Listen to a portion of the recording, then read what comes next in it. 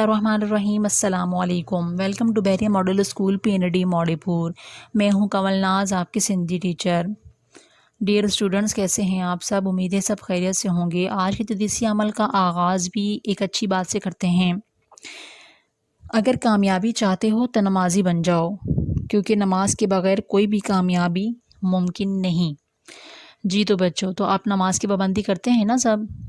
ये बहुत अच्छी आदत है, आप नमाज की पाबंदी किया करें, 5 वक्त नमाजी बन जाएं तो इंशाल्लाह आपको हर तरह की कामयाबी दुनिया और आखिरत की नसीब हो जाएगी। आज अब चलें अपनी सिलेबस की जानिब आ जाते हैं। आज मैं आपको आपके लास्ट टॉपिक्स पढ़ा रही हूँ, जो कि आपके ग्रामर पोर्शन में से लिए गए हैं, जिसमें आपकी इक्ता फ़ी ताइन अंग यानी 1 से लेकर 20 तक गिनती और दरख्वास्त हैं। ठीक है, सबसे पहले हम दरख्वास्त को पढ़ लेते हैं। ये मैंने आपको नोट्स में भी दी हुई है, आप वहाँ से इसको अपनी कॉपी में लिखेंगे। मैं इसको सिर्फ पढ़ने का तरीका आप लोग को सिखा रही हूँ, तो चलिए इसको पढ़ लेते हैं।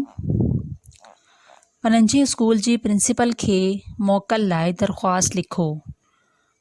इसका मतलब है, ये सवाल है दरख्वास्त का कि अपने स्कूल के प्रिंसिपल को छुट्टी के लिए दरख्वास्त लिखनी है। ठीक है, मौकल कहते हैं छुट्टी को। बखिदमत जनाब प्रिंसिपल साहब, बहरिया मॉडल स्कूल कराची। आपने इसका यही पैटर्न रखना है कि आपने पहले प्रिंसिपल साहब तक आपने कोमा डाल देना है, फिर उसके बाद आपने बहरिया मॉडल स्कूल कराची के बाद आपने डॉट डाल देना है, फुल स्टॉप। ठीक है, फिर उसके बाद आपने एक लाइन छोड़ देनी है, गैप देना है। उससे अगली लाइन पर आपने लिखना है जनाब आली, और जनाब आली के बाद आपने एक्सक्लेमेटरी साइन भी डालना है। आपको नज़र आ रही होगी इस स्क्रीन पर आपको कि मैंने कौन सा साइन डाला हुआ है। एक्सक्लेमेटरी साइन आपने डाल देना है।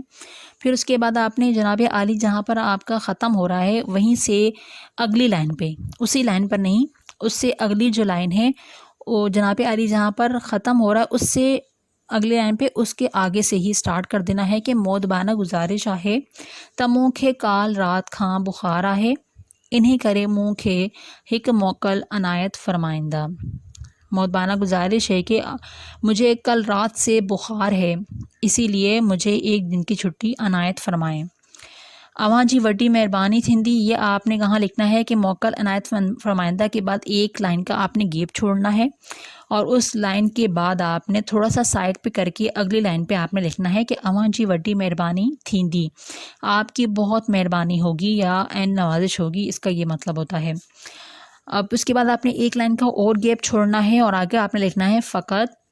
फिर उसके बाद अगली लाइन पे लिखना है अवां जी या अवां जो लड़के हैं तो वो अवां जो लिखेंगे, और जो लड़कियां हैं वो अवां जी लिखेंगे। ठीक है, जो या जो मैंने दोनों आपको नोट्स में दिया हुआ है, यहाँ पे दिए, ताकि जो बच्चे जो भी लिखेगा, अगर लड़की है तो वो जी लिख देगी, और अगर लड़का है तो वो जो लिख देगा।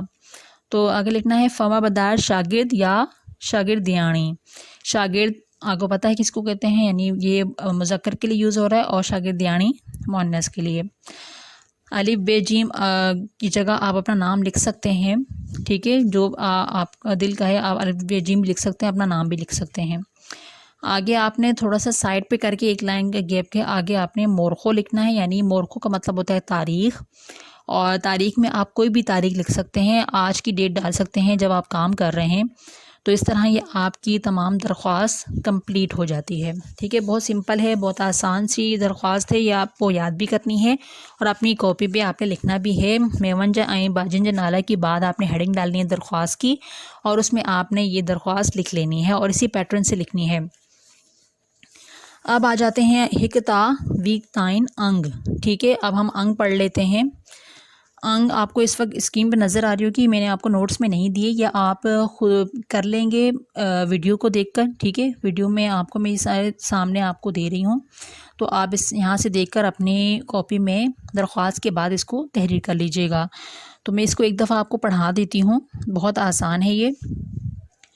हिको यानी एक, बा दो, टे तीन, चार चार, पंज पाँच, छः, छः, सत, सात, अठ, आठ, नव, नौ, ॾह, दस, यारहं, ग्यारह, ॿारहं, ॿारहं, तेरहं, तेरहं, चौॾहं, चौदह, पंद्रहं, पंद्रहं, सोरहं, सोलह, सत्रहं, सत्रह, अरिड़हं, अठारह, उन्नीस, वीह, बीस। तो यहाँ तक आपकी ये हिक तां वी ताइन अंग भी आपके कंप्लीट हो गई है। आप सिंधी अंग की हेडिंग डालेंगे और सिंधी अंग की हेडिंग के बाद आपने 1 से लेकर 20 तक ये अंग लिख लेनी है, यानी गिनती लिख लेनी है, और इसको आपने ज़ुबानी याद भी करना है और लिखना भी है। ठीक है, इंशाल्लाह अब आपको आपका आज सिलेबस कंप्लीट हो गया है। अब इसको अच्छे से सिलेबस को आपने मुकम्मल याद भी करना है और इसको आपने लिख भी लेना है और मुझे आपने चेक भी करवाना है। अगर आपको कोई बात समझ नहीं आ रही तो आप मुझसे ग्रुप में पूछ सकते हैं। ठीक है, अब इंशाल्लाह पेपर्स में मिलेंगे, तब तक के लिए अल्लाह हाफिज़। Stay home, stay safe.